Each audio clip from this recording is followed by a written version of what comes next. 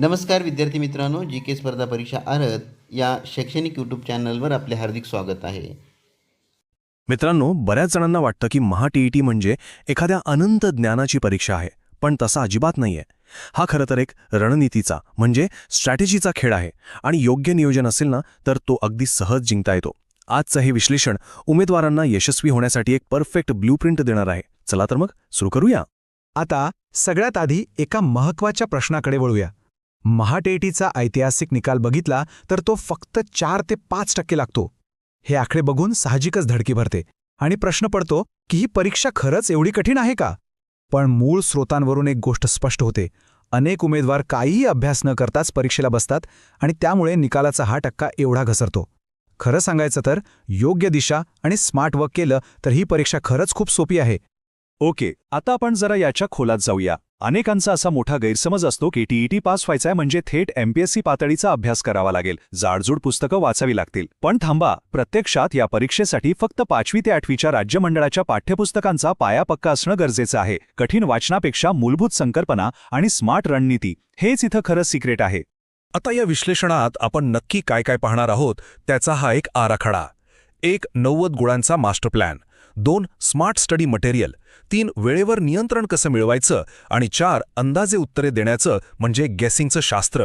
हे चारही मुद्दे म्हणजे यशस्वी होण्यासाठीची गुप्त अस्त्रंच आहेत. तर सुरू करूया आपल्या पहिल्या आणि सर्वात मुख्य मुद्द्यापासून. The 90 mark master plan. याला आपण उत्तीर्ण होण्याचं गणित असंही म्हणू शकतो. इथे एक अतिशय महत्त्वाची गोष्ट समजून घ्या. परीक्षेची ही जादुई आकडेवारी. पेपरमध्ये एकूण 150 प्रश्न आणि सोडवण्यासाठी 150 मिनिटे असतात. पण एक गोष्ट कायम ध्यानात ठेवा, आपल्याला सगळेच्या सगळे प्रश्न बरोबर सोडवण्याची अजिबात गरज नाहीये. इथं जिंकण्याचा खरा आकडा आहे 90. खुल्या प्रवर्गासाठी 90 गुण तर इतर प्रवर्गांसाठी 83 गुण. त्यामुळे 100% परिपूर्णतेच्या मागे न धावता फक्त आणि फक्त हा टार्गेट आकडा गाठण्यावर लक्ष केंद्रित करायला हवं. आणि हे टेबल अगदी अचूकपणे दाखवून देतं की आपण आपले मार्क्स कसे स्मार्ट पद्धतीने विभागून घेऊ शकतो. भाषेच्या विषयांमध्ये म्हणजेच मराठी आणि हिंदीमध्ये 30 पैकी प्रत्येकी 25 गुण मिळवणं तुलनेने खूप सोपं आहे. त्यामुळे गणितासारख्या कठीण विषयात फक्त 10 गुण मिळवले आणि बालमानसशास्त्र व परिसर अभ्यासात प्रत्येकी 15 गुण मिळवले तरी ही गुणांची बेरीज बरोबर 90 होते. पाहिलंत? प्रत्येक विषयात मास्टर होण्याची काहीच गरज नाही. हा एक अत्यंत स्मार्ट टार्गेट आराखडा आहे. आणि या आराखड्यातली आणखी एक भारी ट्रिक म्हणजे भाषेची निवड. इंग्रजी हा विषय अनेकांसाठी थोडा डोकेदुखीचा ठरतो, बरोबर? मग इथं मीडियम हॅक वापरण्याचा सल्ला दिला जातो. परीक्षेचं माध्यम म्हणून हिंदी निवडल्यास इंग्रजीऐवजी आपल्याला हिंदी व्याकरणाचा सामना करावा लागतो आणि हिंदी व्याकरण हे आपल्या मराठी व्याकरणाशी बरंच मिळतं जुळतं असतं. या युक्तीमुळं कठीण इंग्रजी विषय टाळून उमेदवार अगदी सहज चांगले गुण खिशात टाकू शकतात. वळूया दुसऱ्या विभागाकडे. स्मार्ट स्टडी मटेरियल म्हणजेच योग्य आणि मोजक्याच साधनांचा वापर करून रिसोर्स ऑप्टिमायझेशन कसं करायचं. ढिगभर अभ्यास करण्यापेक्षा नेमकी आणि योग्य पुस्तकं कशी निवडायची ते आपण पाहूया. उमेदवारांनी जाडजूड एमपीएससी संदर्भ ग्रंथ वापरण्याच्या फंदात पडू नये ही पहिली आणि सर्वात महत्त्वाची खबरदारी. इथं काय वापरायचं तर मराठी व्याकरणासाठी बाळासाहेब शिंदे यांचं पुस्तक, बालमानसशास्त्रासाठी इग्नाइट पब्लिकेशन, परिसर अभ्यासासाठी गणेश काळे यांचं पुस्तक आणि गणितासाठी कोकिळा प्रकाशन. सर्वात महत्त्वाचं म्हणजे एमपीएससी पातळीचे मागील वर्षांचे कठीण प्रश्न सोडवणं टाळा आणि फक्त 5वी ते 8वीच्या मूलभूत घटकांवर पूर्ण फोकस करा. बस एवढंच. आता तिसरा विभाग, मास्टरिंग द क्लॉक. वेळेवर कशी मात करायची. ही परीक्षेच्या दिवशीची आपली 3 टियर अटॅक स्ट्रॅटेजी किंवा त्रिस्तरीय आक्रमणाची रणनीती असणार आहे. मगाशी पाहिल्याप्रमाणे परीक्षेसाठी आपल्याकडे 150 मिनिटे असतात. भाषेचे विषय जसं की मराठी आणि हिंदी हे एका नजरेत वाचून सोडवता येतात. त्यामुळे या सोप्या विषयांसाठी प्रत्येकी फक्त 15 ते 20 मिनिटांचाच वेळ दिला पाहिजे. इथून जो अमूल्य वेळ वाचेल ना तोच वेळ गणित आणि बालमानसशास्त्रासारख्या गुंतागुंतीच्या आणि वेळखाऊ विषयांसाठी वापरता येतो. वेळेचं हे सिक्रेट सूत्र वापरलं की परीक्षेत वेळेची कमतरता अजिबात भासत नाही. आता ही 3 टियर रणनीती प्रत्यक्षात कशी वापरायची ते पाहूया. Step number 1. जे प्रश्न 100% बरोबर येतात ते सर्वात आधी पटापट सोडवून घ्या.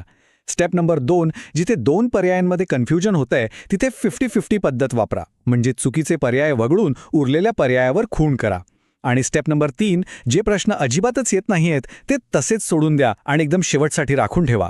या एका रणनीतीमुळे आपला वेळही वाचतो आणि आत्मविश्वासही टिकून राहतो.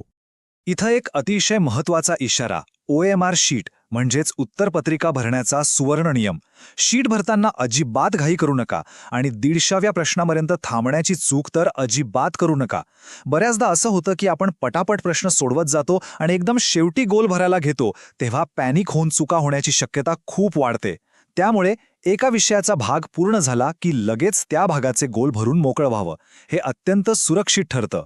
आणि आता आपण आलो आहोत शेवटच्या आणि सर्वात भारी विभागाकडे, द सायन्स ऑफ गेसिंग, म्हणजे अंदाजे उत्तरे देण्याचं शास्त्र आणि संभाव्यतेची जादू.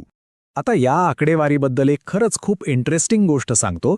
परीक्षेच्या गुणांची रचनात्मक गणितीय संभाव्यता. पहा, एकूण 150 प्रश्न असतात आणि A, B, C, D असे 4 पर्याय असतात.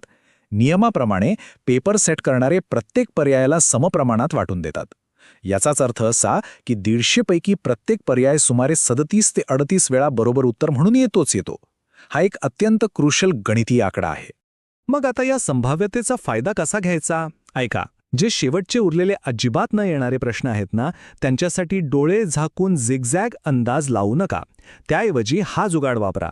तुमच्या उत्तरपत्रिकेवर आतापर्यंत सर्वात कमी वापरला गेलेला पर्याय कोणता आहे तो मोजा आणि त्या सर्व उरलेल्या प्रश्नांसाठी तो एकच पर्याय सरसकट भरून टाका. ही अशी स्मार्ट युक्ती आहे जी तुम्हाला हमखास जास्तीत जास्त बरोबर गुण मिळवून देते आणि नकारात्मकता टाळते. जाता जाता काही रॅपिड फायर नियम पटकन बघून घेऊ. या परीक्षेला नकारात्मक गुणांकन म्हणजे नेगेटिव्ह मार्किंग नाहीये, त्यामुळे एकही गोल रिकामा सोडू नका. सर्वच्या सर्व 150 प्रश्न सोडवा. बालमानसशास्त्रामध्ये नेहमी सकारात्मक दृष्टिकोन असणारेच पर्याय निवडा. एखादा कठीण प्रश्न अडकला तर तिथेच न रेंगाळता लगेच पुढचा प्रश्न घ्या. लक्षात ठेवा, कोणालाही सगळे 150 प्रश्न येत नसतात, त्यामुळे शांत राहणे आणि आपला आत्मविश्वास टिकवून ठेवणे हेच सर्वात महत्त्वाचे आहे. या सर्व सखोल विश्लेषणानंतर आता एकच मोठा प्रश्न निर्माण होतो. आपण अजूनही MPSCच्या जाडजूड पुस्तकांची आणि कठीण अभ्यासाची चिंता करत बसणार आहोत की जिंकण्यासाठी आकडेमोडीचा आणि स्मार्ट रणनीतीचा हा खेळ खेळायला सुरुवात करणार आहोत? योग्य रणनीती आणि योग्य अभ्यास सामग्रीच्या सहाय्याने ही परीक्षा अगदी सहज सोपी होऊ शकते. तर मित्रांनो, हे होतं महाटीईटीचं एक असं विश्लेषण ज्यामुळे तुमचा अभ्यासाचा दृष्टिकोन नक्कीच बदलेल.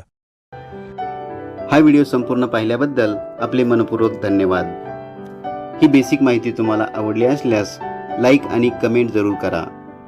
आणि आणखीनही तुम्ही आमच्या चॅनलला सबस्क्राईब केले नसेल तर चॅनलला सबस्क्राईब जरूर करा. तसेच हा व्हिडिओ आपल्या मित्रमैत्रिणींनाही शेअर करायला विसरू नका.